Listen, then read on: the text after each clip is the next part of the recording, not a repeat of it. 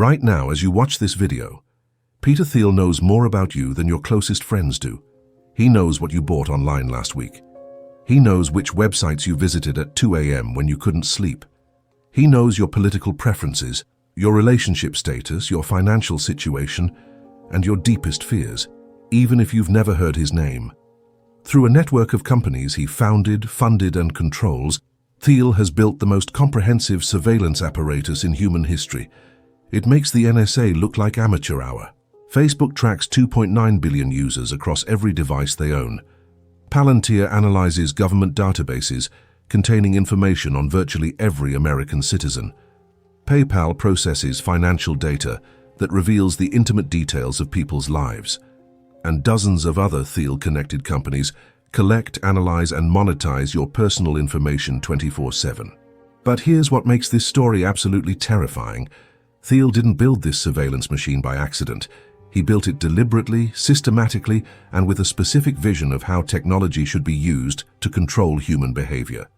In 1998, while most tech entrepreneurs were focused on making the internet faster or more convenient, Thiel was studying how digital systems could be used to predict and manipulate human decision-making. He understood something that others missed. Whoever controlled information would control power itself. Over 25 years, Thiel has quietly assembled a technology empire that spans social media, financial services, government intelligence, and data analytics. His companies don't just collect your information, they use artificial intelligence to predict your future behavior with frightening accuracy. They know when you're likely to make a major purchase, when you're vulnerable to political messaging, when you're susceptible to depression or anxiety, when you're considering changing jobs, ending relationships, or making other life decisions. This isn't science fiction speculation. This is documented reality, revealed through leaked internal documents, congressional testimony, and investigative journalism that most people never see. What makes Thiel unique among tech billionaires isn't just his wealth, it's his philosophy. While others pay lip service to making the world more open and connected, Thiel believes that democracy is incompatible with freedom, that privacy is an outdated concept, and that a small group of intelligent elites should use technology to guide the decisions of everyone else. He's not hiding this philosophy. He's written books about it, given speeches about it, and most importantly, he's built companies that implement it. This is the story of how one man's vision of technological control became the invisible infrastructure that shapes your daily life, and why understanding his influence is crucial for anyone who wants to maintain a shred of autonomy in the digital age. Imagine discovering that a single person had deliberately designed the digital world you live in to watch, analyze, and influence your every decision. That every app you use, every website you visit, every online purchase you make, feeds into a vast intelligence network that builds psychological profiles more detailed than anything the KGB or Stasi ever imagined. That this network doesn't just passively collect information. It actively shapes what you see, what you think, and what you do, using sophisticated algorithms designed by someone who believes most people are incapable of making good decisions for themselves. This isn't a conspiracy theory. This is the documented reality of Peter Thiel's influence on the technology that surrounds you every day. Born in Germany in 1967, Thiel immigrated to the United States as a child and grew up in California during the early days of Silicon Valley. But unlike other tech entrepreneurs who were motivated by democratizing access to information, Thiel was fascinated by how information could be used as an instrument of control. At Stanford University in the late 1980s, Thiel studied philosophy and law, focusing on thinkers who questioned whether democracy and individual freedom were compatible with effective governance. He was particularly influenced by Carl Schmitt, a German political theorist who argued that true sovereignty comes from the ability to decide when normal rules don't apply, when emergencies justify extraordinary measures. This philosophical foundation would shape everything Thiel built afterward. Companies designed to operate in gray areas where normal privacy protections and democratic oversight don't apply, justified by the supposed necessity of preventing terrorism, fraud, or other emergencies. But Thiel's genius wasn't in political theory. It was in recognizing that the internet would create unprecedented opportunities for surveillance and control if the right systems were built from the beginning. While other entrepreneurs saw the web as a platform for commerce or communication, Thiel saw it as the perfect environment for gathering intelligence on human behavior at scale. Every click, every purchase, every social interaction would generate data that could be analyzed to predict and influence future behavior.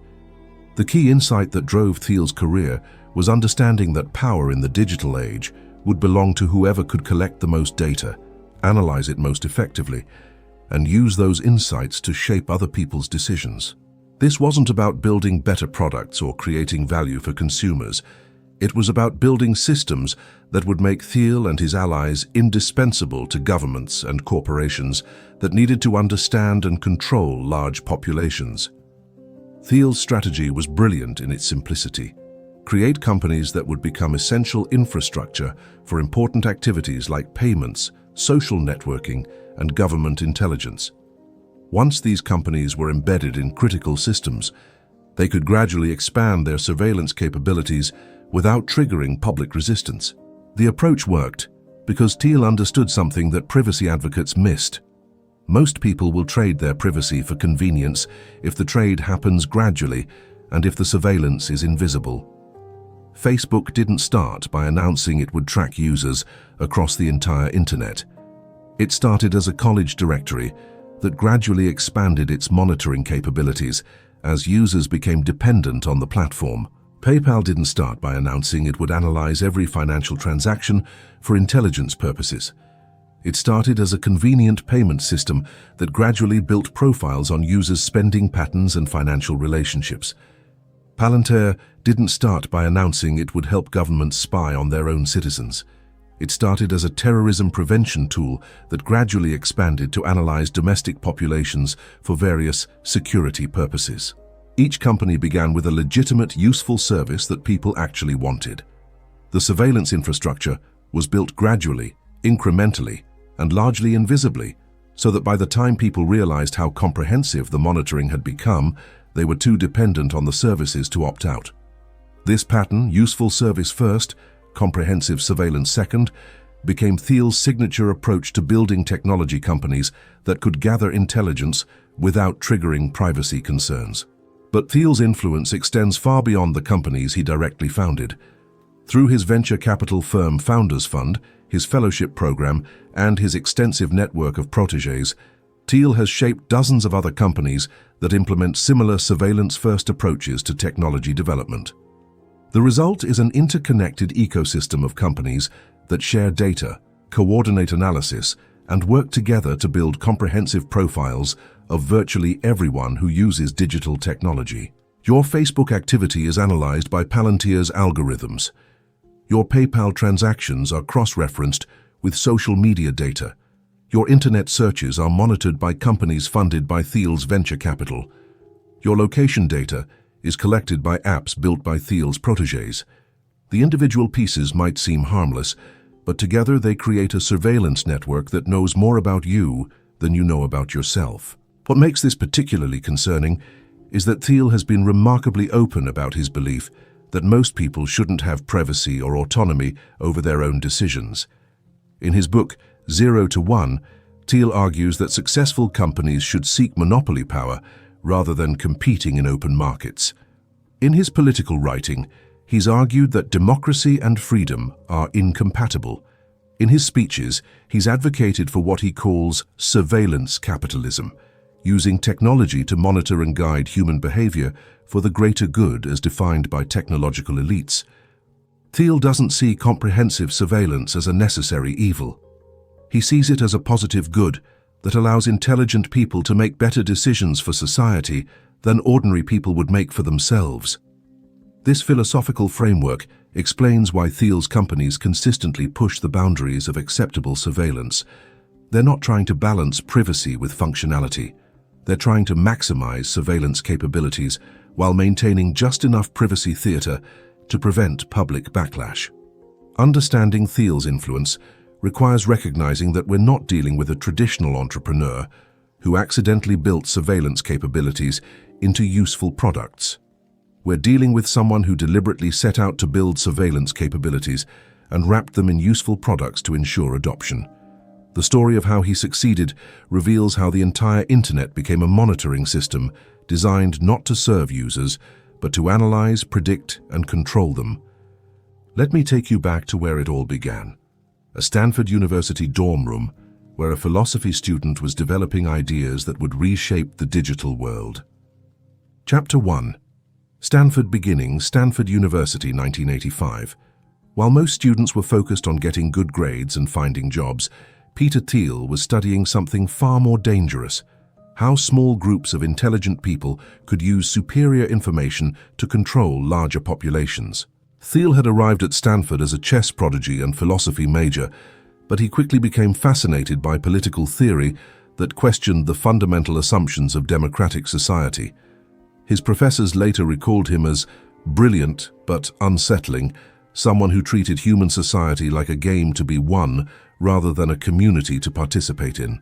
The intellectual foundation for everything Thiel would later build was formed during these Stanford years, particularly through his study of three thinkers who would profoundly shape his approach to technology and power. The first was Carl Schmitt, the German political theorist who argued that true sovereignty comes from the ability to decide when normal rules don't apply. Schmitt believed that liberal democracy was weak because it required consensus and compromise, while effective governance required decisive action by those intelligent enough to see what needed to be done. Thiel absorbed Schmitt's core insight. Power belongs to whoever can determine when exceptional circumstances justify suspending ordinary legal and ethical constraints. This idea would later manifest in Thiel's companies, which consistently operate in legal gray areas where traditional privacy protections and democratic oversight are deemed insufficient for addressing emergencies like terrorism, fraud, or market manipulation. The second major influence was Leo Strauss, the political philosopher who argued that society required two levels of truth: exoteric truths for ordinary people and esoteric truths for the philosophical elite who were capable of understanding reality without being corrupted by it. Strauss believed that effective governance required noble lies, carefully crafted narratives that would guide ordinary people toward correct behavior without revealing the true reasoning behind policies. The masses needed inspiring stories about freedom and democracy, while the elite needed clear-eyed analysis of how power actually worked. This framework perfectly suited Thiel's personality and ambitions. He could present his companies as tools for democratizing access to information and financial services, while privately understanding them as instruments for gathering intelligence and influencing behavior. The third influence was René Girard, the French anthropologist who studied how human societies develop through mimetic desire, the tendency to want what others have. Girard argued that most human behavior was imitative rather than truly individual, which meant that controlling models and examples could shape entire populations. Girard's insights were particularly relevant for understanding how technology could be used to influence behavior at scale. If human desires were largely mimetic, then whoever controlled the information environment could shape what people wanted, feared, and aspired to become. These intellectual influences converged during Thiel's senior year at Stanford, when he wrote his honors thesis on the relationship between mathematics and politics. The thesis, titled "The Diversity Myth," argued that liberal democracy was inherently unstable because it encouraged competing groups to fight for resources rather than cooperating under unified leadership. Thiel's solution was what he called technological transcendence, using advanced information systems to make better decisions than democratic processes could produce. Rather than trying to get millions of people to agree on complex policy questions, society should identify the most intelligent individuals and give them tools to optimize outcomes for everyone. This wasn't traditional authoritarianism, which relied on force and intimidation. This was what Thiel termed soft hegemony, using superior information and analytical capabilities to guide people toward optimal choices while maintaining the illusion of freedom and autonomy. The thesis was largely ignored by Stanford's political science faculty, who found its arguments disturbing and poorly supported. but it established the intellectual framework that would guide Thiel's approach to business and technology for the next 4 decades. During his final semester, Thiel began developing practical applications of these theoretical insights. He started a campus newspaper called the Stanford Review, which he used to test techniques for influencing student opinion through selective reporting and strategic framing of controversial issues. The review wasn't trying to report news objectively. It was experimenting with information warfare, using facts selectively to advance predetermined conclusions while making the manipulation invisible to readers who weren't sophisticated enough to recognize the techniques being used. Thiel's editorial approach revealed his fundamental attitude toward most people. They were too intellectually lazy and emotionally unstable to handle complex information responsibly, so they needed to be guided toward correct conclusions through carefully managed information environments. This experimental approach to media manipulation was Thiel's first practical test of surveillance capitalism principles. The review monitored which stories generated the strongest responses, which arguments were most persuasive with different audience segments, and which emotional triggers could be used to override rational analysis. The lessons learned from the Stanford Review would later be applied to Facebook's newsfeed algorithms, Palantir's social media analysis tools, and dozens of other Thiel-connected projects that use data analysis to influence political and social behavior.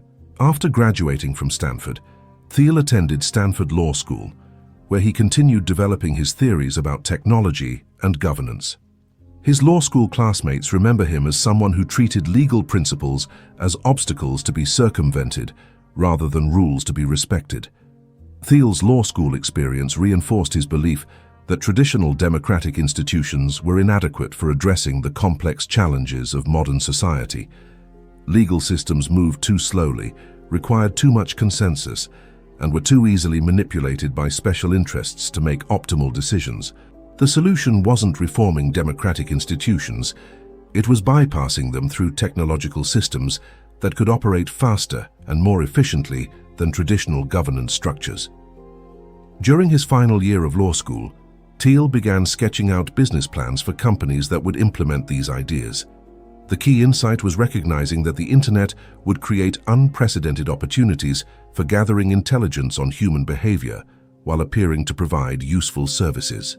Traditional surveillance required massive government bureaucracies that were visible, expensive, and politically controversial, but digital surveillance could be embedded in services that people actually wanted to use, making monitoring voluntary, profitable, and largely invisible.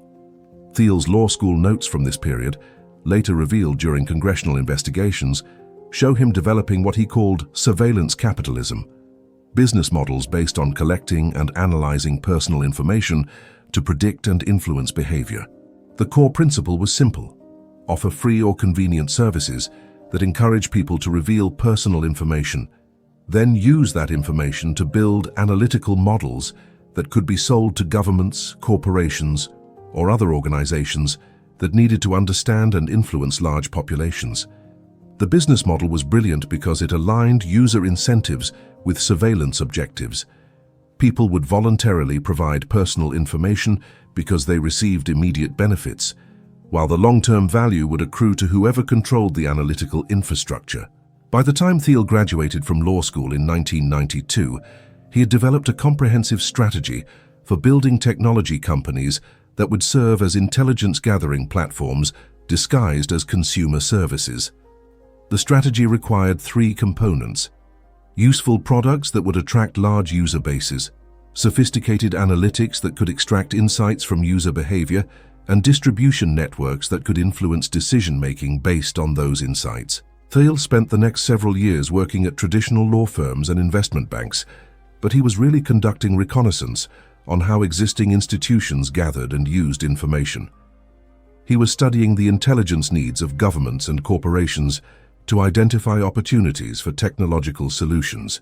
The experience convinced him that there was enormous demand for better analytical tools among organizations that needed to understand and influence human behavior. Government agencies wanted to predict terrorism and social unrest. Corporations wanted to predict consumer behavior and market movements. Political organizations wanted to predict voting patterns and policy preferences, All of these organizations were struggling with the same basic problem. They had access to enormous amounts of raw information, but they lacked the analytical tools to extract actionable insights from that data. Thiel recognized that whoever could solve this analytical problem would become indispensable to powerful institutions while gathering unprecedented intelligence on ordinary people's behavior. In 1996, Thiel began raising capital for his first company, which would test whether surveillance capitalism could work as a practical business model. The company would appear to be a simple financial service, but it would actually be an intelligence-gathering operation designed to understand how money moved through digital networks and how financial behavior revealed deeper patterns of human decision-making. The PayPal experiment was about to begin. Chapter 2. PayPal Mafia. December 1998. Peter Thiel stood in front of a whiteboard in a cramped Palo Alto office, explaining to his co-founders how PayPal would revolutionize not just digital payments but surveillance itself. While investors and journalists focused on PayPal's potential to make online payments easier, Thiel understood something far more valuable. Every transaction would generate data that revealed intimate details about people's lives, relationships, and decision-making patterns. "We're not building a payment company," Thiel told the room. "We're building the largest private intelligence operation in history." The official PayPal story focuses on solving the practical problems of early e-commerce. Buyers didn't trust sellers with credit card information. Sellers didn't trust buyers to pay for goods. The system needed an intermediary that could facilitate trust between strangers. But internal PayPal documents leaked years later during congressional investigations reveal that Thiel's actual objectives were far more ambitious. PayPal was designed as a proof of concept for surveillance capitalism, demonstrating that people would voluntarily surrender private information in exchange for convenience, and that this information could be analyzed to predict and influence behavior. The technical architecture of PayPal was built around data collection rather than transaction efficiency. While competitors focused on making payments faster and cheaper, PayPal invested heavily in systems that could capture, store, and analyze every possible piece of information about user behavior. Transaction amounts, timing, frequency, merchant categories, geographic patterns, device characteristics, browser information, IP addresses. PayPal collected everything. But more importantly, it began building algorithms that could identify patterns in this data that revealed information users hadn't consciously shared. Thiel hired teams of statisticians and behavioral economists who had previously worked for intelligence agencies and financial institutions. Their job wasn't to improve customer service, it was to develop psychological profiles based on spending patterns. The profiles were remarkably accurate and invasive. PayPal's algorithms could predict with 85% accuracy whether a user was likely to default on loans, change jobs, end relationships, or develop health problems, all based purely on transaction data. Someone who suddenly starts buying groceries at different stores might be having relationship problems. Someone whose entertainment spending drops while medical spending increases might be developing health issues. Someone whose regular payments become irregular might be experiencing financial stress. These insights were valuable to multiple constituencies. Banks wanted to know who was likely to default on loans.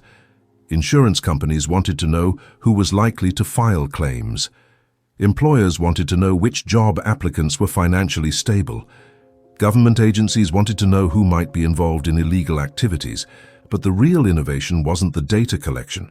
It was how Thiel structured PayPal's business model to make surveillance profitable and sustainable. Traditional surveillance was expensive because it required paying investigators to gather information that subjects actively tried to conceal. PayPal made surveillance profitable by embedding it in services that subjects actively wanted to use. Users provided information voluntarily because they received immediate benefits. PayPal could analyze that information to create products that governments and corporations would pay premium prices to access. The surveillance funded itself while expanding its reach.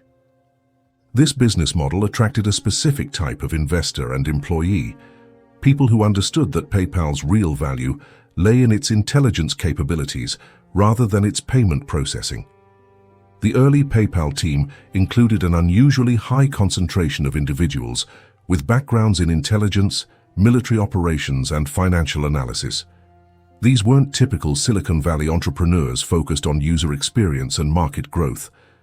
They were strategic thinkers who understood how information could be converted into power. Elon Musk, who joined through the merger with X.com, brought expertise in financial systems and risk assessment. Reid Hoffman contributed insights from his work on social networking and behavioral analysis. Luke Nosek and Ken Howery added experience with database design and statistical analysis. But the most important hire was Alex Karp, who would later become CEO of Palantir. Karp had studied social theory and worked on projects involving large-scale data analysis for academic and government clients. He understood how to extract meaningful insights from massive datasets without triggering privacy concerns. Karp's role at PayPal was officially special projects, but internal emails show he was actually developing the analytical frameworks that would later become Palantir's core technology.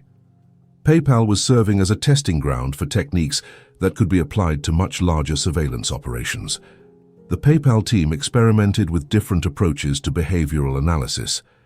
Transactional clustering identified groups of users with similar spending patterns, revealing social networks and community structures that users hadn't explicitly disclosed. Temporal analysis tracked changes in spending behavior over time, identifying life events like job changes, relationship status changes, and health problems before users publicly announced them. Geographic analysis mapped movement patterns and location preferences, creating detailed profiles of users' daily routines and social connections. Merchant analysis revealed personal interests, political preferences, and lifestyle choices based on which businesses users supported. The insights generated by these techniques were tested through targeted marketing campaigns that demonstrated PayPal's ability to predict and influence user behavior.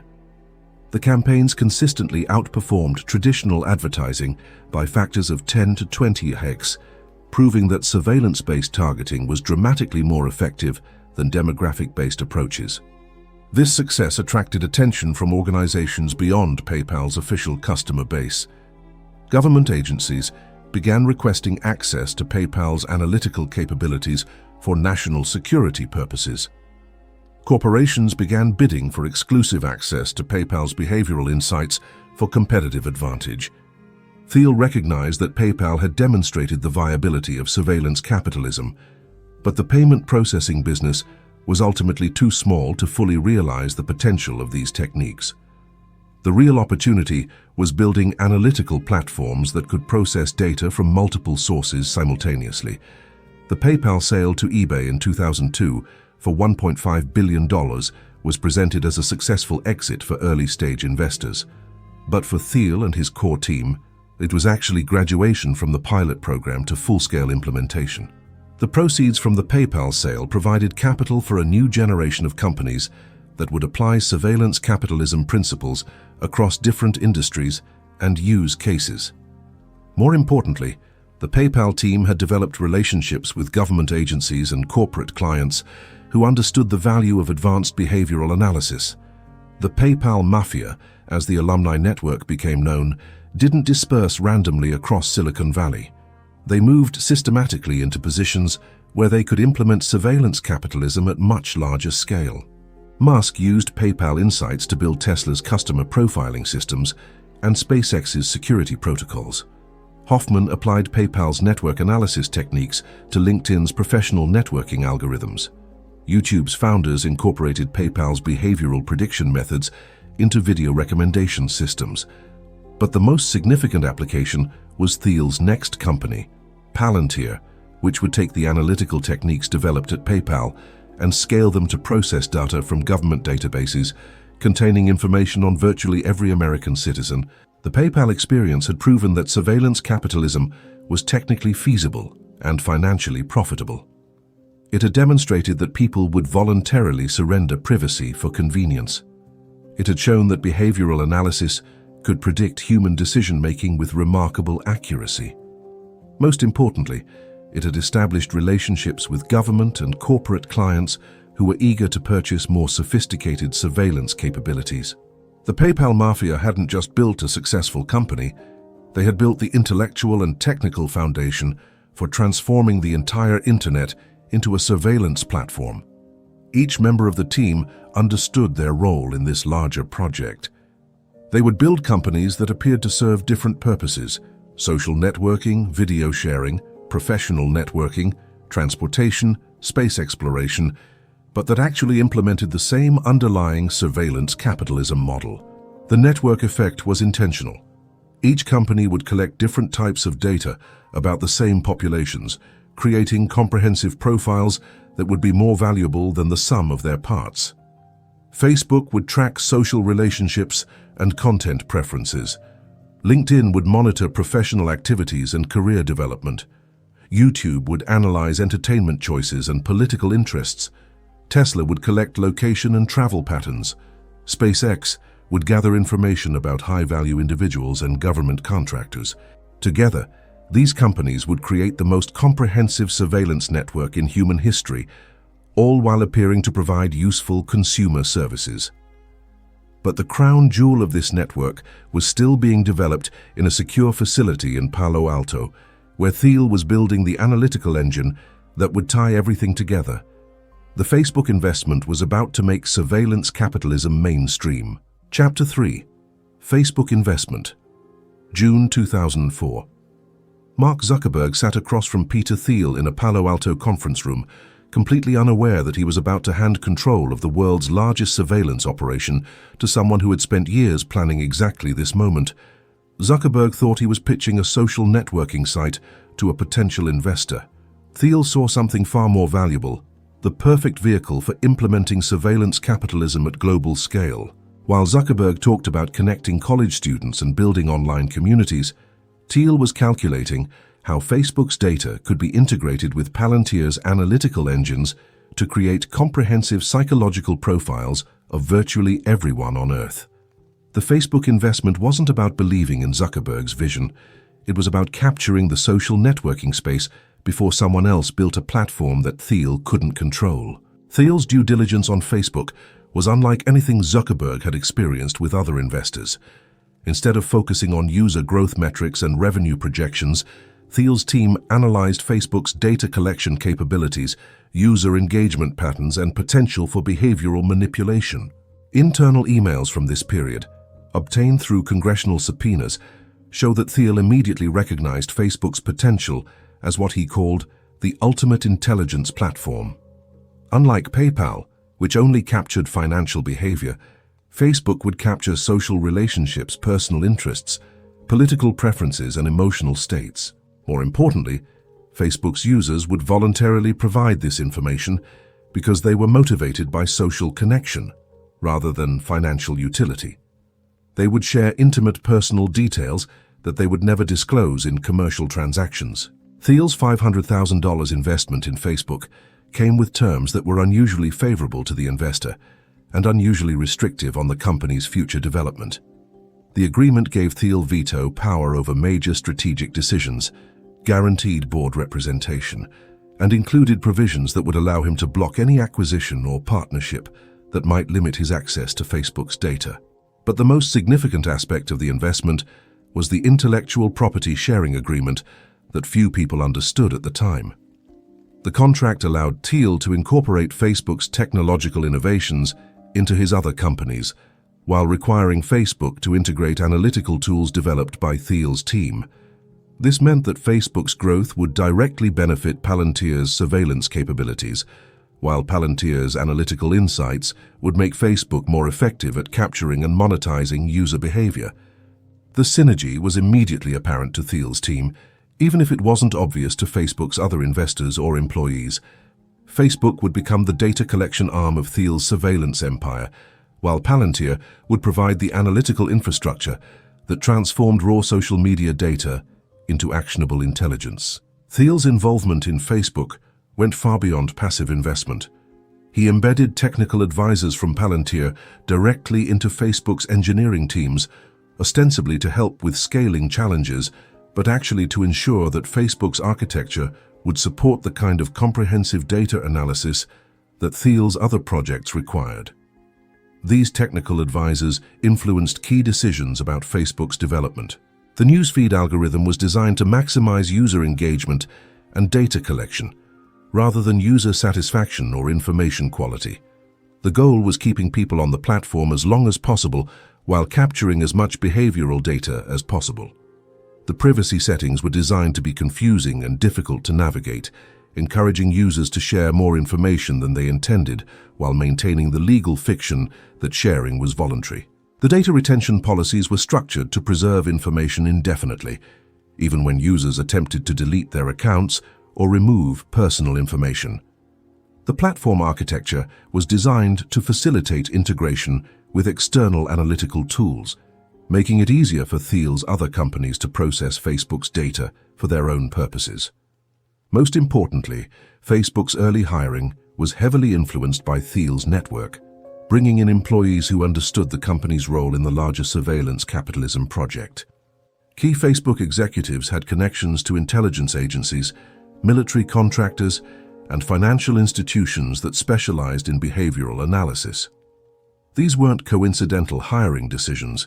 They were strategic placements designed to ensure that Facebook would develop in ways that supported broader surveillance objectives. The result was a social networking platform that appeared to be built for users but was actually optimized for data extraction and behavioral manipulation. Facebook's rapid growth created unprecedented opportunities for surveillance that traditional intelligence agencies could never have achieved through conventional methods. By 2008, Facebook had 100 million users voluntarily providing detailed personal information that would have required massive covert operations to gather through traditional surveillance.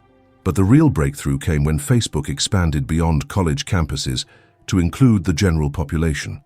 Suddenly, the platform was capturing data on people across all age groups, professions, and social backgrounds, creating a comprehensive map of American society that had never existed before. Thiel's other companies immediately began leveraging this data for their own purposes. Palantir used Facebook's social network data to identify potential security threats and track suspicious behavioral patterns across large populations. PayPal integrated Facebook's relationship data with financial transaction data to improve fraud detection and risk assessment. Thiel's investment portfolio companies used Facebook's demographic data to optimize their own products and marketing strategies. The integration was largely invisible to Facebook's users, who had no idea that their social media activity was being analyzed by intelligence companies and government contractors. The Facebook investment also provided Thiel with insights into user psychology that informed his approach to building other surveillance platforms. Facebook's users demonstrated remarkable willingness to trade privacy for social validation, suggesting that surveillance capitalism could be expanded into virtually any area of human activity, as long as the surveillance was embedded in services that provided immediate gratification. This insight shaped the development of dozens of other companies in Thiel's network, all of which used variations of the same strategy: provide useful services that encourage voluntary data sharing, then analyze that data to develop behavioral prediction and manipulation capabilities. By 2012, Facebook had become the largest surveillance operation in human history, with over 1 billion users providing continuous streams of personal information that fed analytical systems designed to predict and influence their behavior. But for Thiel, Facebook was always just one component of a larger surveillance infrastructure. The real value came from integrating Facebook's social data with other data sources to create comprehensive profiles that could predict human behavior with extraordinary accuracy. The Cambridge Analytica scandal, which emerged years later, revealed how Facebook's data had been used to influence political elections through targeted psychological manipulation. But Cambridge Analytica was just one client among hundreds of organizations that had access to Facebook's data through partnerships and integrations that the public never learned about. The Facebook investment had proven that surveillance capitalism could operate at global scale while maintaining the appearance of providing beneficial consumer services. It had demonstrated that people would voluntarily surrender their privacy if the surveillance was embedded in platforms that satisfied their social and psychological needs. Most importantly, it had created the data collection infrastructure that would power the next phase of Thiel's surveillance empire.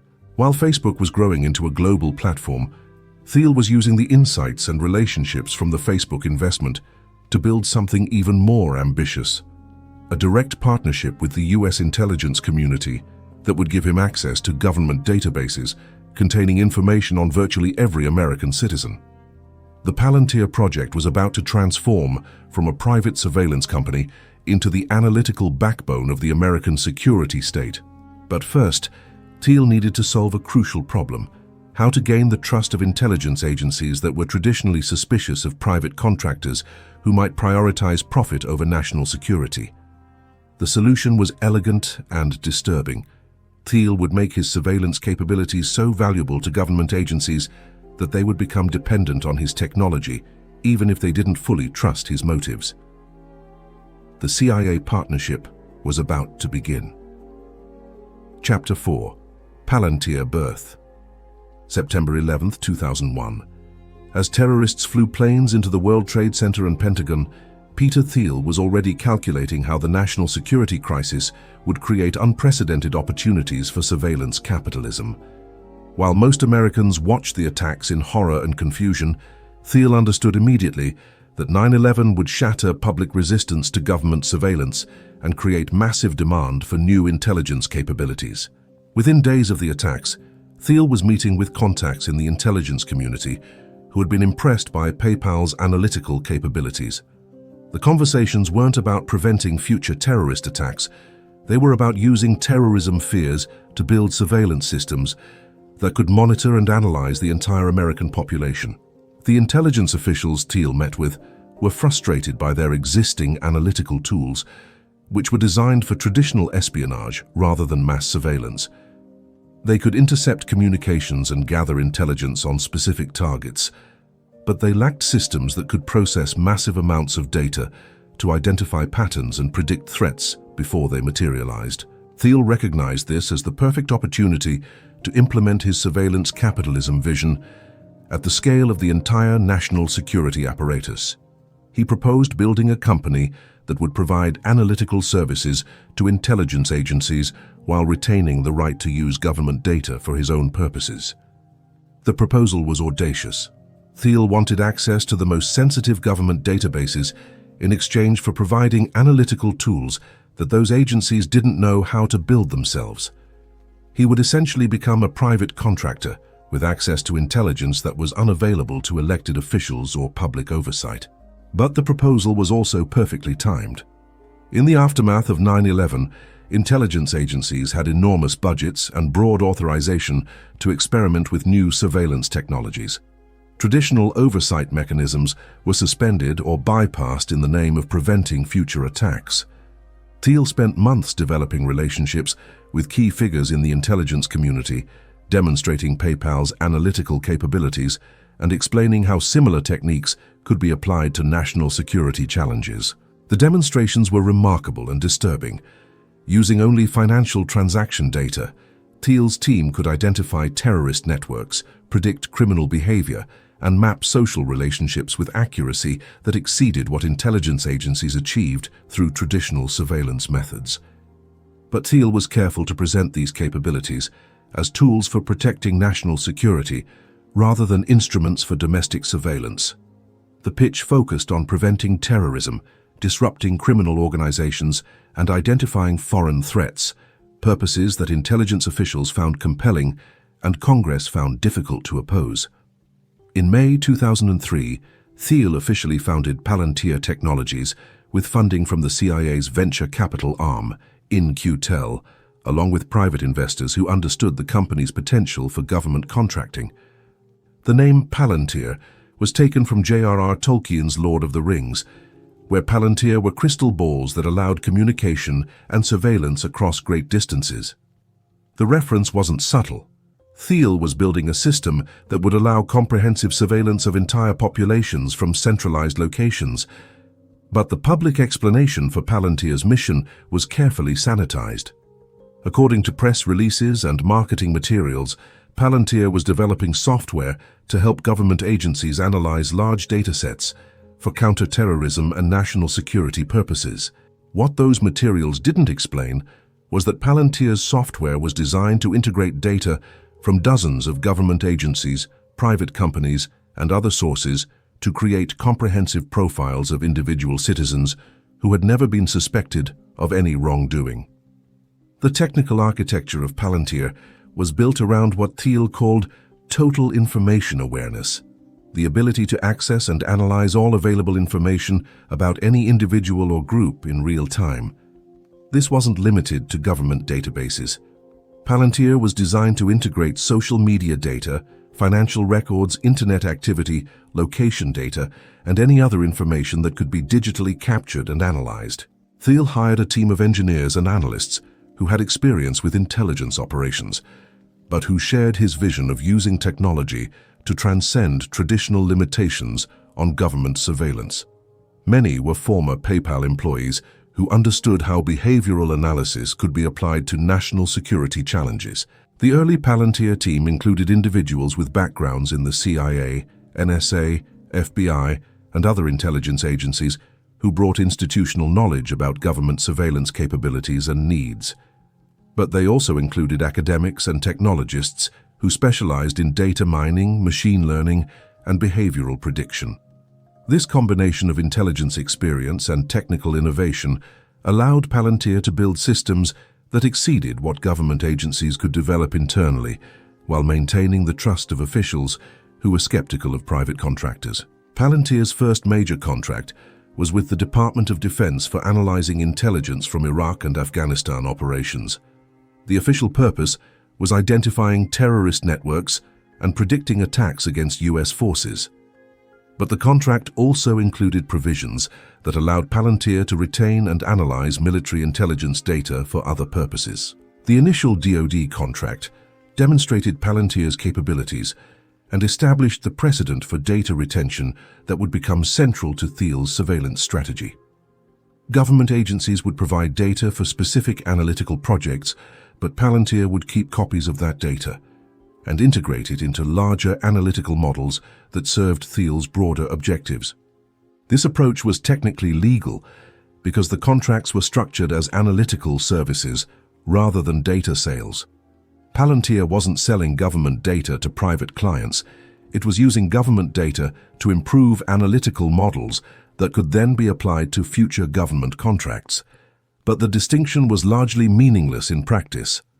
Palantir was building comprehensive databases containing government intelligence that could be analyzed for purposes that extended far beyond the original contracts. The DoD success led to contracts with the CIA, FBI, NSA, and eventually dozens of other government agencies. Each contract provided access to different types of data and different analytical challenges, allowing Palantir to build increasingly sophisticated models of human behavior and social organization. By 2008, Palantir had become the primary analytical contractor for much of the U.S. intelligence community, processing data from virtually every major government surveillance program. But Thiel's vision for Palantir extended beyond government contracts. He was using government data and government funding to build analytical capabilities that could be applied to private surveillance challenges. Palantir's technology was designed to be adaptable to different data sources and analytical objectives. The same algorithms that identified terrorist networks could identify consumer behavior patterns. The same techniques that predicted criminal activity could predict market movements or political preferences. This dual-use capability was intentional and strategic. Government contracts provided legitimacy, funding, and access to data that would be impossible to obtain through private channels. But the technology developed through government work could be applied to private surveillance projects that would be far more profitable than government contracting. Thiel began using Palantir's capabilities to enhance his other business interests: financial analysis that incorporated government intelligence to predict market movements and identify investment opportunities; political analysis that used government data to understand voting patterns and policy preferences for lobbying and campaign purposes; corporate intelligence that combined government databases with private data sources to analyze competitors, customers, and business partners; social monitoring that tracked public opinion and social movements to identify threats and opportunities for Thiel's broader business interests.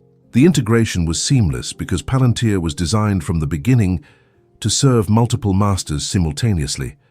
Government clients believed they were purchasing exclusive analytical services, while Thiel was actually using their data to build private intelligence capabilities that served his own interests. The business model was brilliant and disturbing. Use government contracts to fund the development of surveillance capabilities that could be applied to private purposes while maintaining the legal fiction that government and private activities were separate. This approach allowed Palantir to become profitable almost immediately, since the company was essentially being paid twice for the same work, once by government agencies for analytical services, and again by private clients who benefited from insights derived from government data. By 2010, Palantir was valued at over $20 billion and had become indispensable to the US intelligence community. Government agencies had become so dependent on Palantir's analytical capabilities that they couldn't function effectively without access to the company's technology and insights. But the most significant achievement wasn't financial, it was structural. Thiel had successfully positioned himself as a private contractor with access to the most sensitive government intelligence while maintaining the freedom to use that intelligence for his own purposes. Palantir had become what Thiel called the bridge between public and private surveillance, allowing him to combine government data collection capabilities with private sector analytical innovation to create surveillance systems that neither sector could build independently. The success of Palantir demonstrated that surveillance capitalism could be scaled to include not just private data collection, but integration with government surveillance apparatus to create comprehensive monitoring systems that tracked virtually every aspect of human behavior. But Thiel understood that even Palantir's capabilities had limitations. Government databases contained enormous amounts of information, but they lacked the real-time behavioral data that could only be captured through direct monitoring of people's daily digital activities. The next phase of Thiel's surveillance empire would require partnerships with technology companies that could capture and analyze human behavior as it happened, rather than after the fact. The CIA partnership was about to expand beyond analytical services into active surveillance operations. Chapter 5. CIA Partnership, Langley, Virginia, 2005. In a secure conference room beneath CIA headquarters, Peter Thiel was explaining to America's top spies how private surveillance companies could accomplish what government agencies legally couldn't. The meeting was arranged by In-Q-Tel, the CIA's venture capital arm, but the participants understood they were discussing something far beyond traditional government contracting. They were planning the integration of private surveillance capabilities with government intelligence operations to create monitoring systems that could evade constitutional limitations and public oversight. The constitutional framework that limited government surveillance was designed for an era when monitoring required physical searches, wiretaps, and other activities that were obviously intrusive and therefore subject to judicial oversight. But digital surveillance operated differently. Most of the information that intelligence agencies wanted to collect was already being gathered by private companies as part of their normal business operations. Social media posts, internet searches, financial transactions, location data, communication records. All of this was collected by private companies that had no constitutional obligations to protect user privacy. Thiel's proposal was elegant. Instead of government agencies directly collecting information on American citizens, they would purchase analytical services from private companies that had already collected that information for commercial purposes. This approach offered several advantages over traditional government surveillance: constitutional protection. Since the information was collected by private companies rather than government agencies, Fourth Amendment protections didn't apply. Legal immunity. Private companies could collect information that would require warrants if gathered by government agencies, then sell analytical insights derived from that information. Operational flexibility. Private contractors could change analytical methods and targets without congressional oversight or judicial approval. Plausible deniability. Government officials could claim they weren't conducting domestic surveillance while private contractors claimed they were just providing analytical services. Political sustainability. The surveillance could continue regardless of changes in political leadership or public opinion about civil liberties. The CIA officials were intrigued but cautious. The agency had been burned by previous partnerships with private contractors who prioritized profit over security. They needed assurance that Thiel's companies would prioritize intelligence objectives over commercial interests. Thiel's response revealed his understanding of how power actually worked in the post-9/11 environment. He didn't promise to subordinate commercial interests to intelligence objectives. Instead, he demonstrated how his commercial interests aligned with intelligence objectives in ways that would make the partnership mutually beneficial and sustainable. Thiel's surveillance companies would profit by selling analytical services to government agencies, but they would also profit by using government data to enhance their commercial surveillance capabilities. The partnership would make both sides more effective and more profitable. Government agencies would gain access to private surveillance capabilities that exceeded what they could build internally. Private companies would gain access to government data that would improve their analytical models for commercial applications. The key insight was recognizing that surveillance capitalism and national security surveillance served similar objectives, understanding and predicting human behavior to enable more effective control and influence. The formal partnership began with a contract for Palantir to provide analytical services for counter-terrorism operations, but the contract included provisions that allowed much broader cooperation between Thiel's companies and intelligence agencies. Data-sharing agreements allowed Palantir to access government databases for analytical enhancement purposes. Technology transfer agreements allowed intelligence agencies to incorporate Palantir's innovations into their own systems. Personnel exchange programs allowed employees to move between government agencies and Thiel's companies while maintaining security clearances. Most importantly, the contract established the legal framework for ongoing cooperation that could be expanded without additional oversight or approval. Future projects would be treated as modifications to existing contracts rather than new surveillance programs requiring congressional or judicial review. The partnership's first major success was integrating Facebook's social media data with government terrorism databases to identify potential threats through social network analysis. The operation was technically conducted by Palantir rather than directly by intelligence agencies, which meant it could operate without the oversight that would normally be required for domestic surveillance programs. The social network analysis revealed patterns that traditional intelligence methods had missed. Terrorist organizations were using social media to recruit supporters, coordinate activities, and disseminate propaganda in ways that were invisible to conventional surveillance, but obvious to algorithmic analysis. But the techniques that identified terrorist networks could also identify any other type of social organization or political activity. The same algorithms that tracked terrorist recruitment could track political organizing, labor organizing, religious organizing, or any other form of collective action that government officials might consider threatening. The success of the terrorism analysis led to rapid expansion of the partnership into other areas: criminal investigation support that analyzed social media, and financial data to identify suspects and predict criminal activity. Immigration enforcement assistance that combined government databases with private data sources to track undocumented immigrants and predict their movements. Political intelligence gathering that monitored social media and other digital platforms to understand public opinion and identify emerging political movements. Economic analysis that integrated government economic data with private sector information to predict market movements and policy impacts. Each expansion was justified by specific operational needs, but together they created a comprehensive domestic surveillance system that monitored virtually every aspect of American society. The integration was so successful that government agencies became dependent on Thiel's analytical capabilities for routine operations. Intelligence officials, who had initially been skeptical of private contractors, discovered that Palantir's systems provided insights that were unavailable through traditional government sources. This dependency was intentional and strategic. Thiel understood that making his services indispensable to government agencies would provide protection against political changes or legal challenges that might threaten his surveillance operations.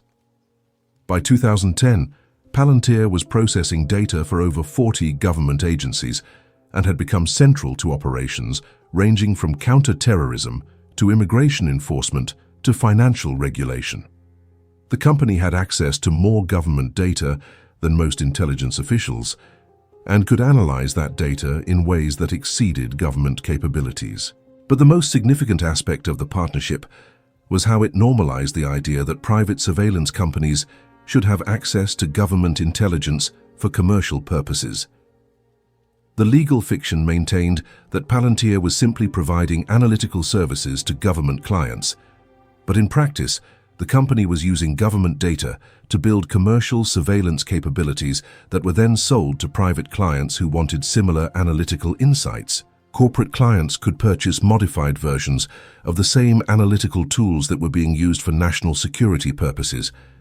The analysis was based on the same data sources and used the same algorithmic techniques, but it was packaged for commercial rather than intelligence applications.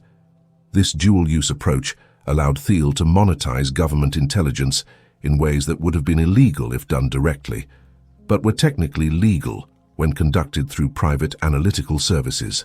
The partnership also provided cover for expanding surveillance into areas that would have been politically controversial if conducted directly by government agencies. Domestic political monitoring that would have violated intelligence agency charters could be conducted by private contractors who claim to be providing business intelligence services.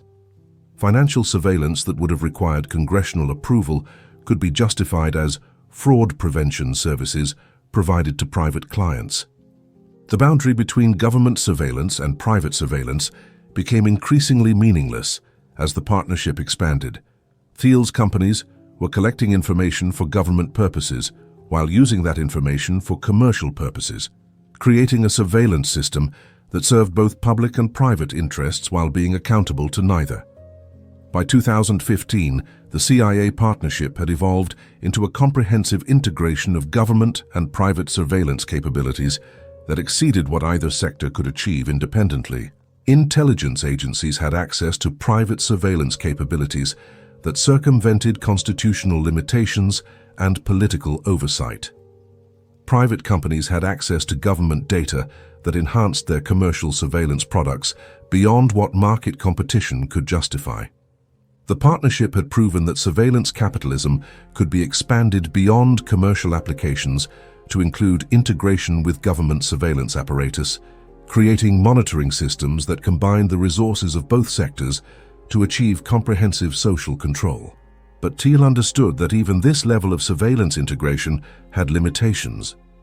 Government databases and social media monitoring could provide insights into what people were thinking and planning, but they couldn't predict behavior with the precision that would be necessary for the kind of social control that Thiel envisioned. The next phase would require deeper integration of surveillance data with behavioral prediction algorithms that could anticipate individual decisions before people made them consciously. The data mining revolution was about to begin. Chapter 6. Data mining. The breakthrough came in 2008, when Palantir's algorithms correctly predicted the financial crisis 3 months before it happened. Not through economic analysis or market research, but through behavioral data mining that revealed patterns in human decision-making that traditional analytical methods had missed entirely. While economists focused on housing prices and credit markets, Thiel's team was analyzing millions of individual financial transactions to identify psychological patterns that indicated impending panic. PayPal's transaction data showed subtle changes in spending behavior that preceded major financial decisions by weeks or months. People who were about to default on mortgages changed their purchase patterns in predictable ways. Investors who were about to sell stock holdings altered their transaction timing in ways that could be detected algorithmically. Banks that were about to fail showed changes in customer behavior that revealed internal problems before they became public. The prediction wasn't based on economic fundamentals. It was based on aggregated human psychology, revealed through digital behavior patterns. This success proved Thiel's core thesis about surveillance capitalism. Comprehensive data collection, combined with sophisticated behavioral analysis, could predict human decisions with accuracy that exceeded what people could achieve through conscious reasoning. But the financial crisis prediction was just the beginning. Thiel understood that the same techniques could be applied to predict any type of human behavior if sufficient data was available for analysis. The challenge was scaling data collection beyond financial transactions and social media posts to capture the full spectrum of human decision-making in real time. Thiel's solution was building what he called behavioral exhaust capture, systems that could collect and analyze the digital traces left by all human activities, not just activities that people consciously shared online. Every digital device generated streams of behavioral data, location patterns from mobile phones, browsing histories from internet usage, purchase patterns from credit cards, communication patterns from email and messaging, entertainment preferences from streaming services, health indicators from fitness trackers and medical devices. Most of this data was collected by separate companies for specific commercial purposes, but it wasn't being integrated into comprehensive behavioral models that could predict individual decision-making across different aspects of life. Thiel began investing in companies across multiple industries, not because he was interested in their products, but because he wanted access to their data collection capabilities. Through Founders Fund and other investment vehicles, Thiel acquired stakes in companies that collectively captured behavioral data from virtually every aspect of human activity. Transportation data from ride-sharing and navigation apps that revealed movement patterns and destination preferences. Health data from medical devices and fitness trackers that indicated physical condition and lifestyle choices. Entertainment data from streaming services and gaming platforms that revealed personality traits and emotional states. Communication data from messaging platforms and email services that mapped social relationships and influence networks.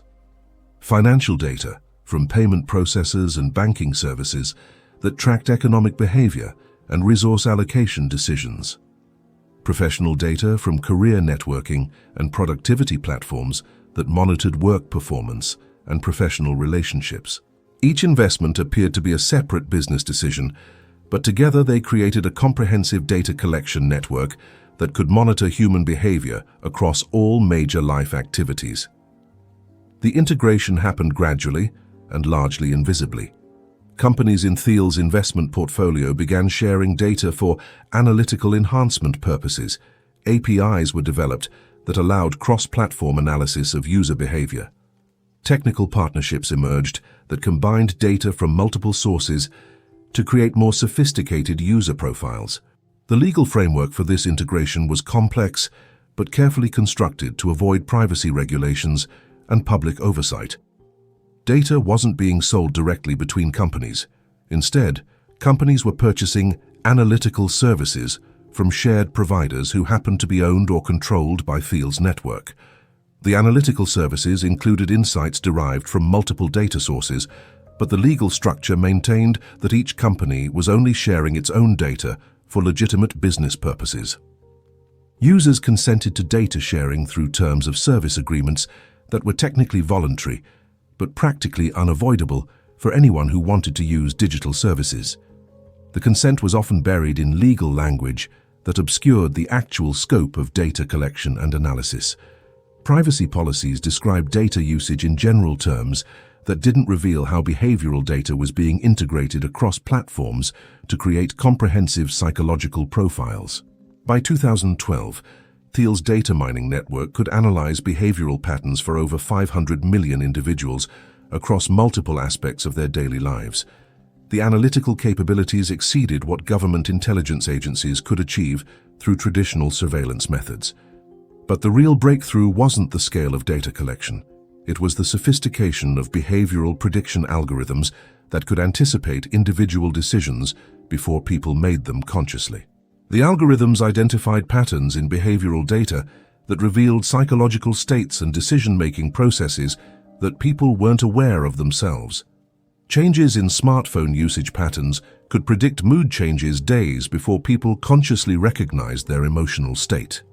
Variations in social media engagement could indicate relationship problems weeks before people acknowledged them. Alterations in purchasing behavior could predict job changes months before people began actively searching for new employment. The predictions were remarkably accurate because they were based on behavioral indicators that people couldn't consciously control or manipulate. While people could lie about their intentions or feelings, their digital behavior patterns revealed unconscious psychological processes that were more reliable indicators of future decisions. This capability was valuable to multiple constituencies for different reasons. Advertisers wanted to identify consumers who were ready to make purchases before they actively began shopping. Employers wanted to identify employees who were likely to quit before they gave notice. Political campaigns wanted to identify voters who were persuadable before they consciously decided how to vote. Financial institutions wanted to identify customers who were likely to default before they missed payments. Government agencies wanted to identify individuals who might pose security risks before they committed crimes. But Thiel understood that behavioral prediction was only the first step toward behavioral influence. Once you could predict what someone was going to do, you could potentially influence them to do something different. The same data that revealed decision-making patterns could be used to identify the most effective ways to influence those decisions through targeted messaging, environmental modifications, or social pressure. Thiel began experimenting with what he called behavioral modification at scale, using comprehensive surveillance data to influence large populations through precisely targeted interventions. The experiments were conducted through A/B testing on platforms controlled by companies in Thiel's network. Different groups of users would be exposed to different versions of content, advertising, interface design, or social interaction to test which variables most effectively influenced their behavior. The testing revealed that human behavior was far more malleable than most people believed. Small changes in information presentation could dramatically influence decision-making. Subtle modifications to social environments could alter personality traits and emotional states. Strategic timing of communications could increase persuasiveness by factors of 10-20x. Most importantly, the testing showed that behavioral influence was most effective when people weren't aware it was happening. Obvious persuasion attempts triggered psychological resistance, while subtle environmental modifications could change behavior without triggering conscious awareness of manipulation.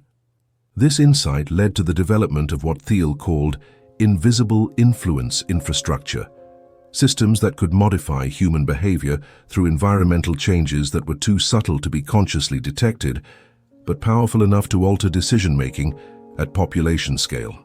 The infrastructure was embedded in the digital platforms that people used for routine activities: social media feeds, search results, news recommendations, advertising placement, content moderation, and user interface design. Each platform made thousands of small decisions about what information to show users, when to show it, how to present it, and who else to connect them with. These decisions appeared to be based on technical optimization or user preference, but they were actually based on behavioral influence objectives that users never saw. By 2015, Thiel's data mining and behavioral influence capabilities had evolved beyond surveillance into active social control. The same systems that predicted human behavior were being used to modify that behavior in ways that served Thiel's strategic objectives. The capabilities were tested and refined through partnerships with political campaigns, corporate marketing operations, and government agencies that needed to influence public opinion or individual behavior for policy purposes. But the most significant applications were still being developed in secret, as Thiel prepared to use behavioral influence capabilities to reshape social and political institutions according to his vision of how society should be organized. The government contracts that had provided legitimacy and funding for surveillance development were about to expand into comprehensive social engineering projects that would transform American democracy itself. Chapter 7: Government Contracts. By 2016, Peter Thiel's companies held contracts with virtually every major government agency in the United States, but few people understood that these contracts were systematically rewriting the relationship between citizens and their government. The contracts weren't just purchasing analytical services, they were outsourcing core government functions to private companies that operated without constitutional constraints or democratic oversight. Immigration enforcement agencies were using Palantir to identify and track undocumented immigrants through comprehensive surveillance that would have been illegal if conducted directly by government agents.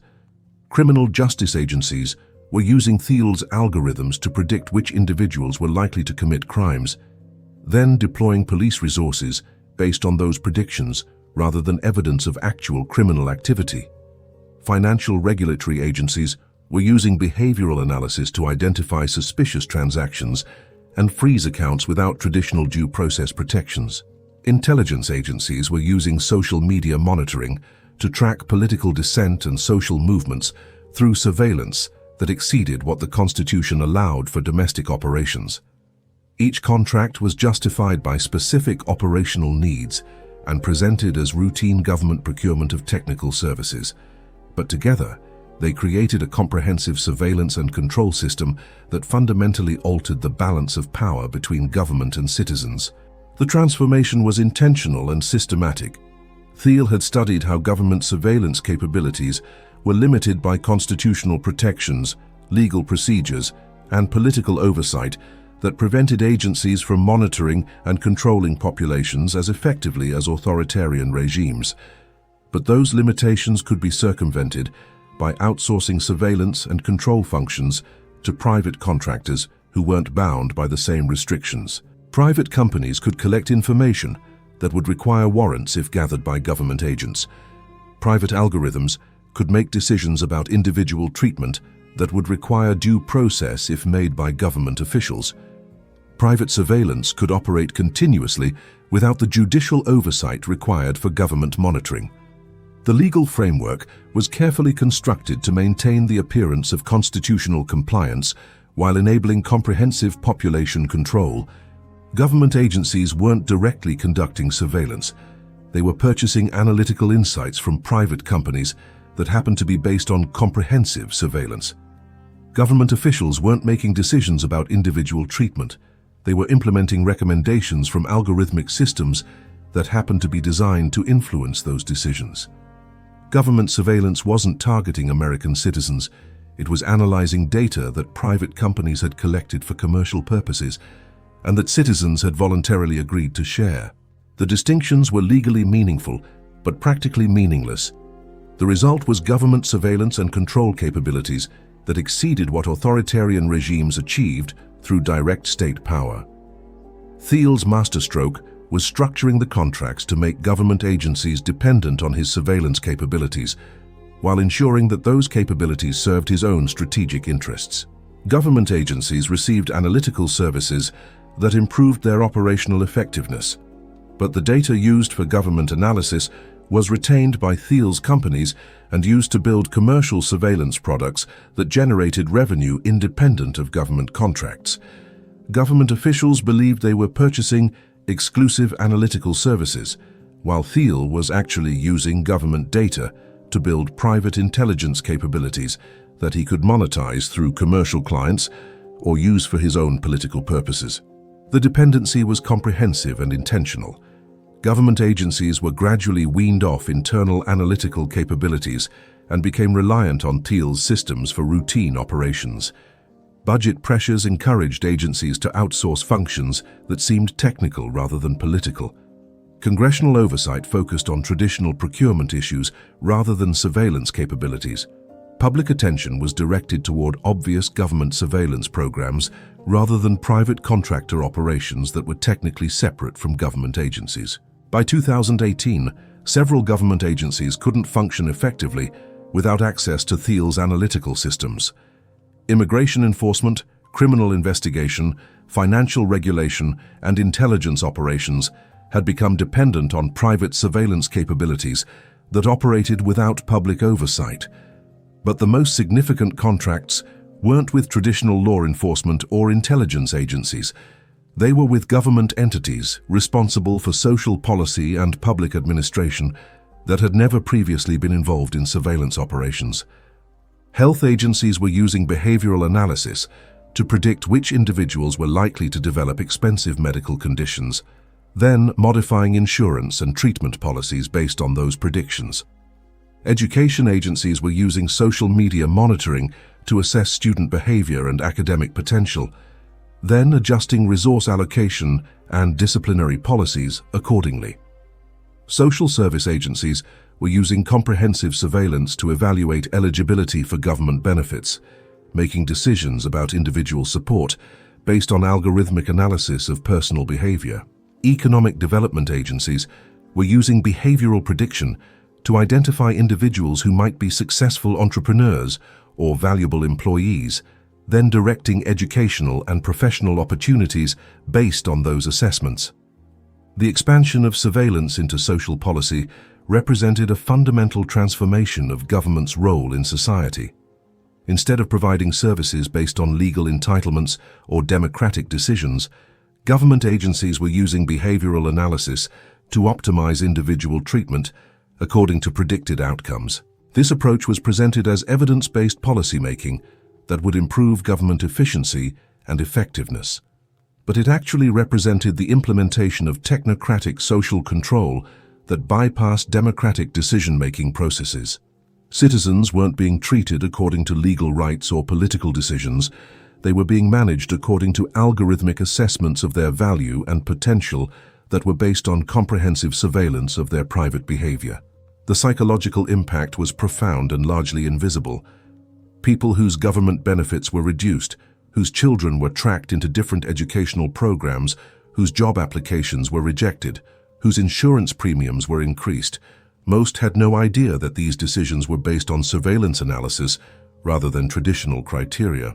The surveillance was so comprehensive and the algorithmic decision-making so sophisticated that it created what Thiel called soft social control, the ability to shape people's life opportunities and experiences without using obvious coercion or triggering conscious awareness of manipulation.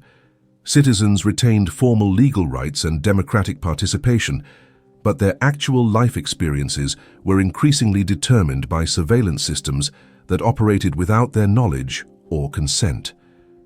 The government contracts provided legitimacy and scale for surveillance capabilities that extended far beyond government applications. The same systems used for immigration enforcement could monitor political organizing. The same algorithms used for criminal prediction could identify economic or social dissent. The same behavioral analysis used for policy optimization could be applied to election manipulation or market control. Thiel's network of companies had become what he privately called the invisible government, a comprehensive surveillance and control system that shaped social outcomes without formal political authority or democratic accountability. The capabilities were tested and refined through government contracts, but they were owned and controlled by private entities that could use them for any purpose that served Thiel's strategic objectives. By 2020, those objectives were becoming clearer. As Thiel began using his surveillance infrastructure to influence political processes and social movements that threatened his vision of technological governance. The data mining capabilities developed through government contracts were being applied to election manipulation, political organizing, and social control projects that went far beyond the official purposes for which they had been developed. But the most ambitious applications were still being planned in secret as Thiel prepared to use his surveillance empire to reshape American society according to principles that most Americans would reject if they understood what was being implemented. The social networks phase of his plan was about to begin. Chapter 8: Social Networks. The real genius of Peter Thiel's surveillance empire wasn't the technology. It was understanding how to make people participate enthusiastically in their own monitoring. While government surveillance triggered resistance and privacy concerns, social media surveillance was embraced as entertainment, connection, and self-expression. People who would never voluntarily cooperate with intelligence agencies were eagerly sharing their most intimate thoughts and experiences on platforms designed to extract and analyze that information. Thiel's investment in Facebook was just the beginning of a comprehensive strategy to control social networking infrastructure across multiple platforms and use cases. By 2015, Companies in his investment portfolio controlled significant portions of professional networking, dating, friendship, family communication, and community organization platforms. Each platform appeared to serve different social needs, but they were actually components of an integrated surveillance system that captured human behavior across all major social relationships and activities. LinkedIn monitored professional relationships and career development, revealing work performance, ambition levels, industry connections, and economic status. Dating apps tracked romantic preferences, relationship patterns, sexual behavior, and intimate personal information that people shared during courtship. Facebook captured family relationships, political preferences, consumer behavior, and the broad spectrum of personal interests and activities. Instagram revealed lifestyle choices, status aspirations, social connections, and visual preferences that indicated personality traits and psychological characteristics. WhatsApp and other messaging platforms monitored private communications, revealing the authentic thoughts and feelings that people shared only with trusted contacts. The integration wasn't obvious to users because each platform maintained separate branding and user interfaces. But the underlying data collection and analysis systems were coordinated to create comprehensive profiles that combined information from multiple sources. Thiel's technical teams had developed sophisticated methods for linking accounts across platforms, even when users didn't explicitly connect them. Device fingerprinting, behavioral pattern analysis, contact list matching, and location correlation could identify when the same individual was using different platforms with different identities. The result was surveillance capabilities that exceeded what users had consented to on any individual platform. People who carefully limited their Facebook sharing might reveal the same information through LinkedIn activity. Users who maintained privacy on dating apps might expose their relationship patterns through Instagram posts or WhatsApp communications. But the most sophisticated aspect of Thiel's social network strategy wasn't data collection. It was behavioral influence through algorithmic control of social environments. Each platform used algorithms to determine what content users saw, when they saw it, how it was presented, and who they were connected with. These algorithms appeared to be optimizing for user engagement and satisfaction, but they were actually designed to influence behavior in ways that served Thiel's strategic objectives. The influence was subtle but powerful. Newsfeed algorithms could influence political opinions by controlling which information users encountered and how it was framed. Recommendation systems could shape personal interests by suggesting content that guided users toward particular activities, purchases, or beliefs. Connection algorithms could influence social relationships by determining which people users met and how they were introduced.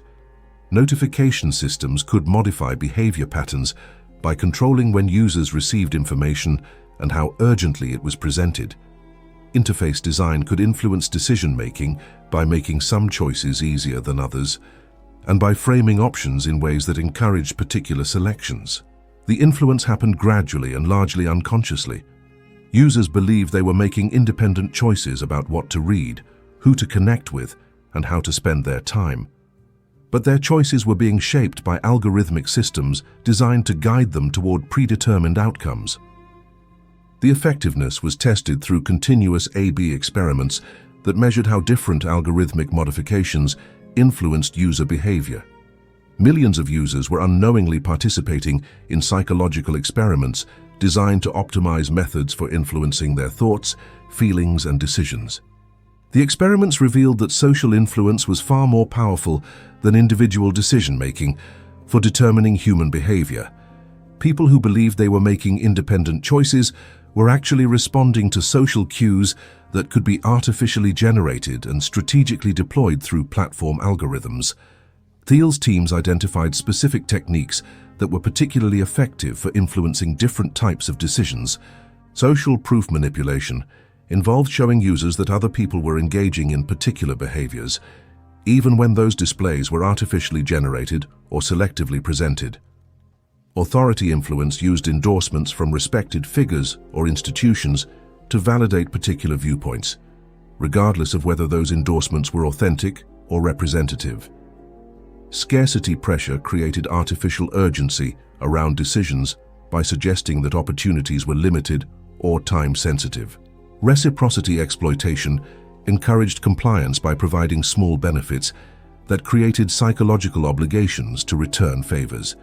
Commitment consistency leveraged people's desire to appear consistent with previous statements or behaviors by highlighting apparent contradictions.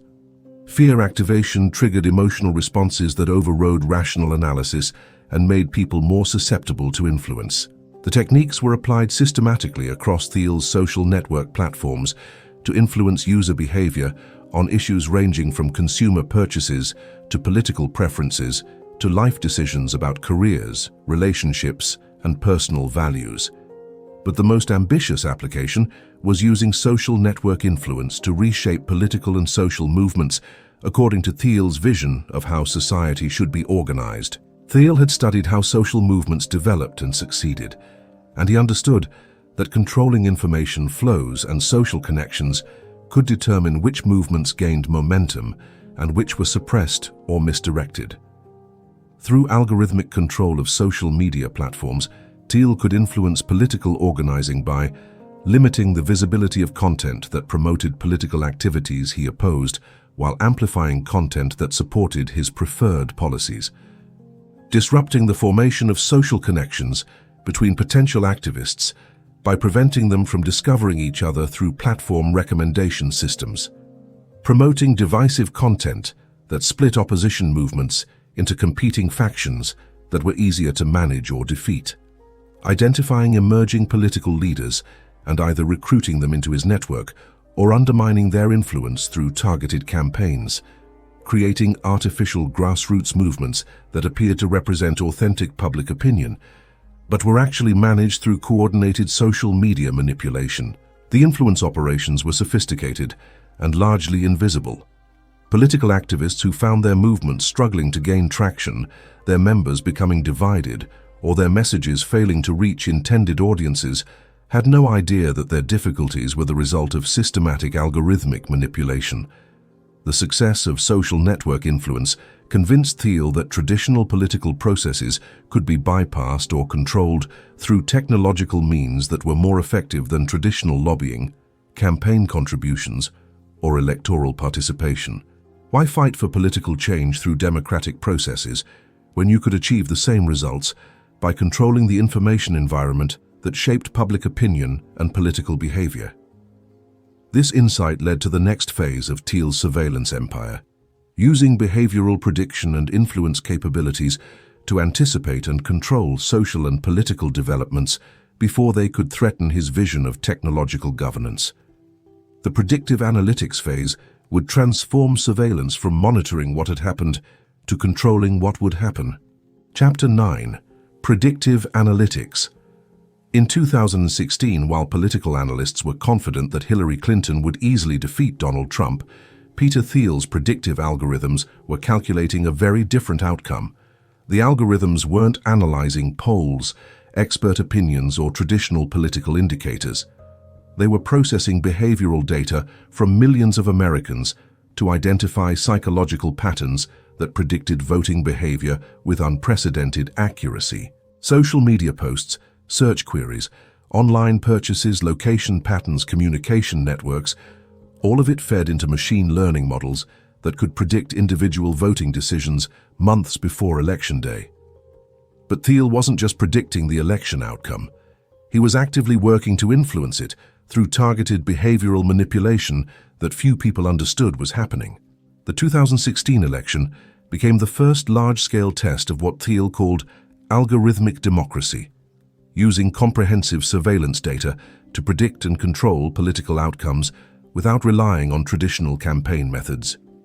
While other political operatives focused on fundraising, advertising, and traditional voter outreach, Thiel's team was using behavioral analytics to identify the specific individuals whose votes would determine the election outcome, then deploying precisely targeted influence campaigns to change their decision-making. The approach was based on understanding that elections weren't won by persuading large numbers of committed partisans. they were won by influencing small numbers of genuinely undecided voters in key geographic locations. Traditional campaign methods treated all potential voters similarly, using broad messaging that attempted to appeal to demographic groups or geographic regions. But behavioral analytics could identify the specific individuals who were actually persuadable and determine the precise messages that would be most effective for influencing each person. Thiel's predictive models analyzed behavioral data to identify voters who met three criteria. Geographic relevance. They lived in locations where individual votes could influence electoral college outcomes. Persuasion potential. Their behavioral patterns indicated they hadn't made firm voting decisions and could be influenced by targeted messaging. Accessibility. They used digital platforms that could be used to deliver influence campaigns without their conscious awareness of manipulation. The analysis identified approximately 40,000 individuals whose voting decisions would determine the election outcome. These weren't random voters. They were specific people whose psychological profiles indicated they could be influenced to change their voting behavior through targeted intervention. The influence campaigns were designed using the same behavioral modification techniques that had been developed through social media experimentation. But instead of influencing consumer purchases or social connections, they were being applied to political decision-making. Each target received customized messaging designed to exploit their specific psychological vulnerabilities and decision-making patterns. Voters who were motivated by fear received content that amplified their existing anxieties about economic security, personal safety, or social change. Voters who were motivated by aspiration received content that associated their preferred candidate with success, status, and positive future outcomes. Voters who were motivated by social belonging received content that suggested their friends, family, or community members supported particular candidates. Voters who were motivated by moral concerns received content that framed voting decisions as ethical obligations or moral imperatives. The messaging was delivered through social media feeds, search results, online advertising, and content recommendations that appeared to be normal digital content, but were actually carefully crafted influence operations. Most importantly, the campaigns were designed to be invisible to their targets. Recipients didn't realize they were receiving targeted political messaging because the influence was embedded in content that appeared to be news, entertainment, social media posts, or personal communications from friends and contacts. The success exceeded even Thiel's expectations. Post-election analysis revealed that over 80% of targeted voters had changed their voting behavior in the predicted direction. The influence campaigns had been sophisticated enough to overcome people's existing political preferences and conscious decision-making processes. But the 2016 election was just the beginning of Thiel's predictive analytics applications. The same techniques that had influenced voting behavior could be applied to any type of decision-making that involved psychological factors and social influence. Corporate clients began purchasing behavioral prediction services that could identify which employees were likely to quit, which customers were ready to make purchases, which investors were preparing to buy or sell securities, which consumers were developing brand loyalties or shifting preferences.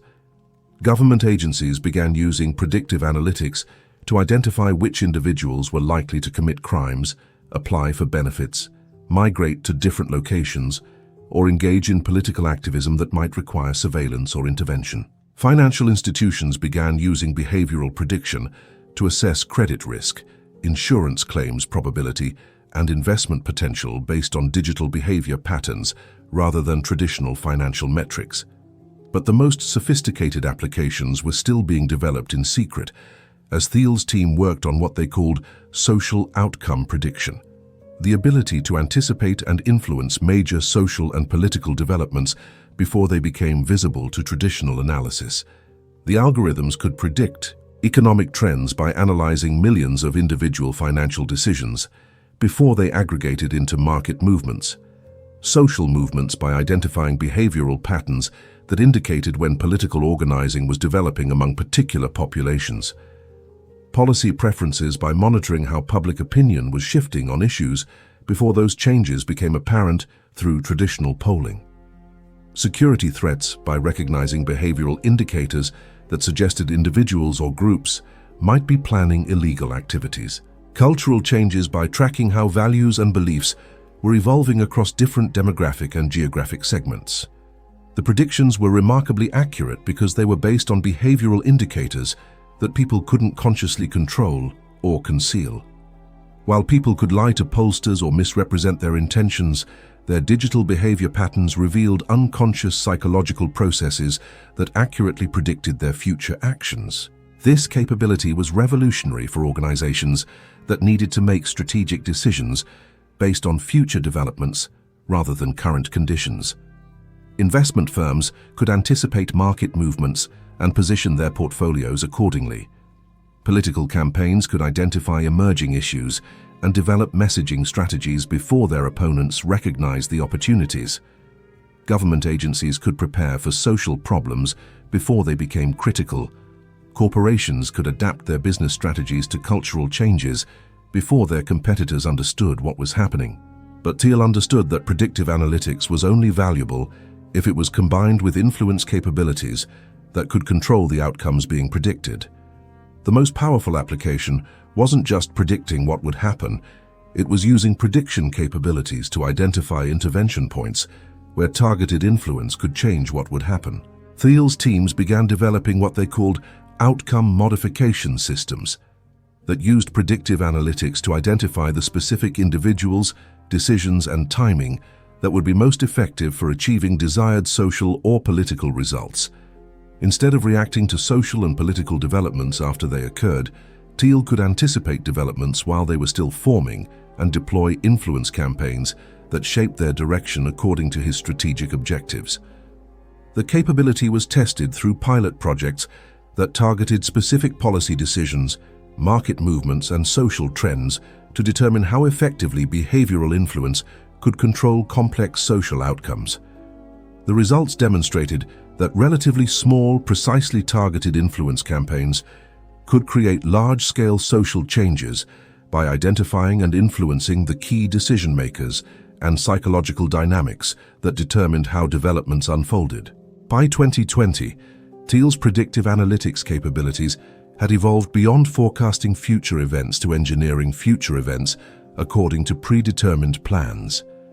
The surveillance empire that had begun with financial transaction monitoring had become a comprehensive social control system that could predict and modify human behavior at any scale, from individual decisions to national political outcomes. But even these capabilities were just preparation for Thiel's ultimate objective: building global surveillance and control systems that could manage entire populations according to technological optimization rather than democratic decision-making.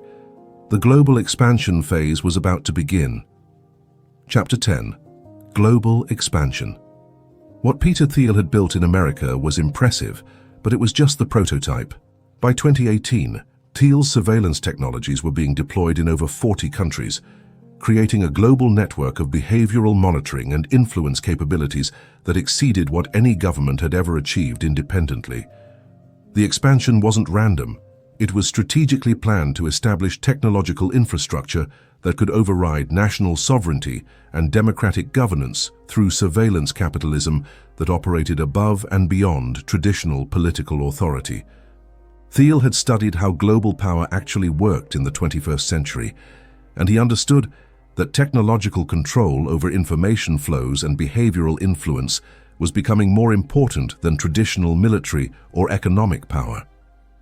Countries that controlled surveillance and influence technologies could shape other nations' political processes, economic decisions, and social developments without using obvious coercion or triggering nationalist resistance.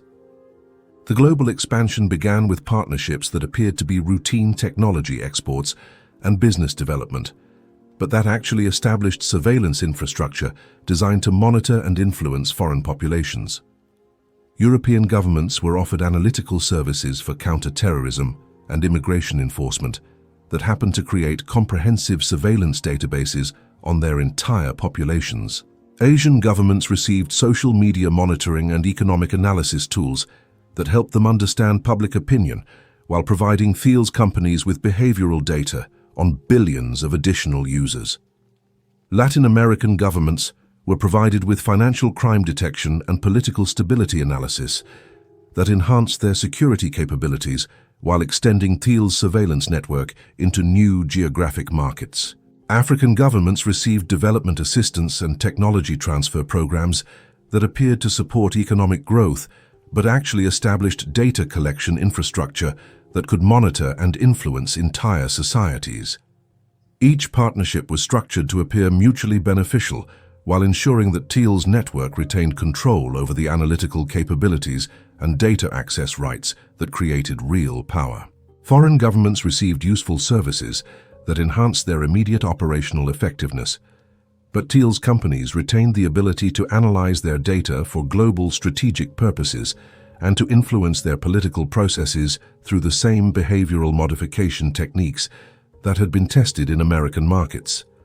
The legal framework for global expansion was carefully designed to exploit differences between national privacy laws and data protection regulations. Data collected in countries with strict privacy protections could be analyzed in jurisdictions with more flexible regulations. Influence operations that would be illegal in democratic countries could be conducted through platforms registered in more permissive legal environments.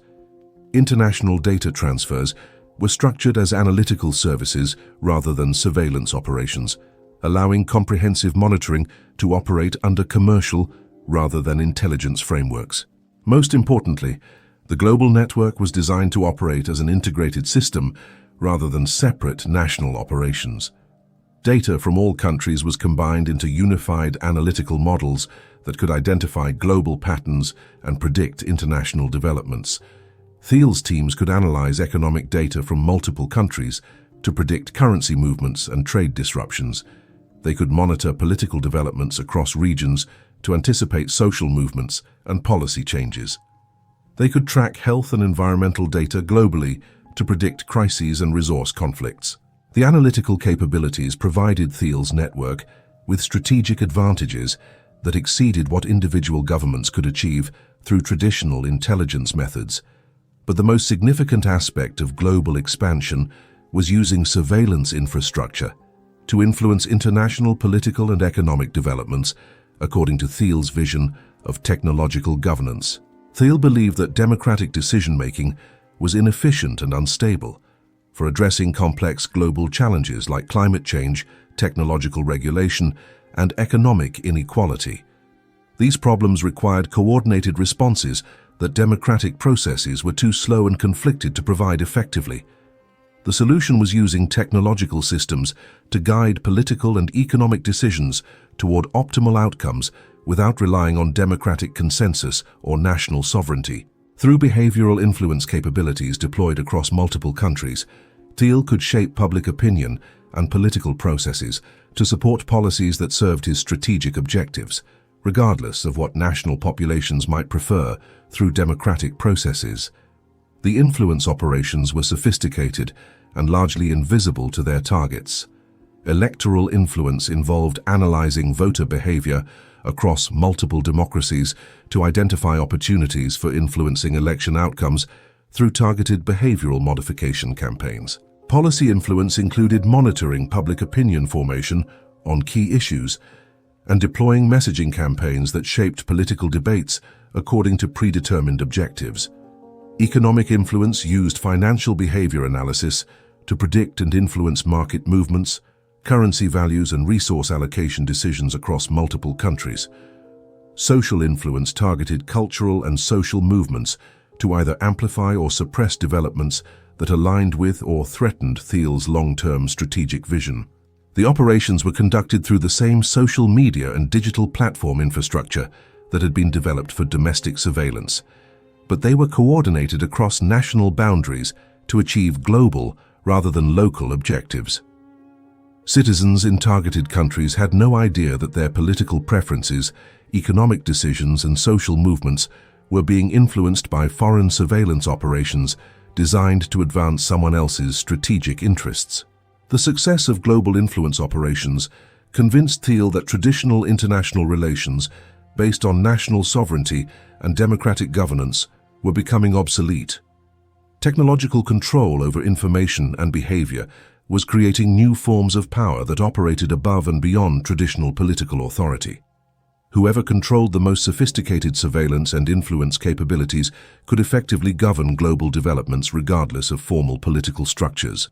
This insight led to the most ambitious phase of Thiel's global expansion, building technological infrastructure that could coordinate governance across multiple countries without requiring formal political integration or democratic approval.